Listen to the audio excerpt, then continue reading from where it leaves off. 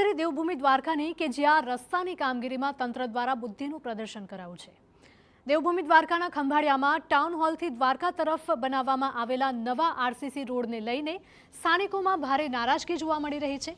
સ્થાનિકોનો આરોપ છે કે રોડ બનાવતા પહેલા રસ્તાની વચ્ચેથી વૃક્ષો અને વીજપોલ હટાવવાની પણ તસદી લેવામાં નથી આવી, જેના કારણે અકસ્માતનો ખતરો વધી ગયો છે।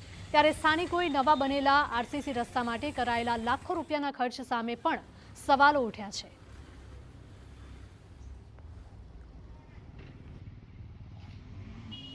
જે સીસી રોડ બનાવ્યો છે એમાં અનેક જગ્યાએ આ જે વૃક્ષ છે આલો વૃક્ષ જરૂરી છે, પણ એને અનેક જગ્યાએ શિફ્ટ કરવાની જરૂર હતી। અને વીજ પોલ છે એ બધું જોયા વગર આ સીસી રોડ બનાવી નાખ્યો છે। આની જવાબદારી કોણ? રાતના કંઈ પણ અકસ્માત સર્જાશે તો આની જવાબદાર કોણ? ચીફ ઓફિસર કે પછી એન્જિનિયર? કાયદેસરનો નગરપાલિકાએ બુદ્ધિનો વસ્ટ ઉપયોગ કર્યો છે। તો આ સમગ્ર મામલે ચર્ચામાં આવ્યા બાદ હવે પાલિકા તંત્ર પણ બચાવ કરતું જોવા મળ્યું। ચીફ ઓફિસરનું કહેવું છે કે આગામી સમયમાં ટ્રાફિકની સમસ્યાને ધ્યાને લઈ વીજપોલ અને વૃક્ષ દૂર કરવાનું નિવેદન આપ્યું છે। સાઈડમાં સીસી રોડ અને વચ્ચે જ્યાં ડ્રેન છે ત્યાં પેવર બ્લોકનું કામ લીધેલું છે।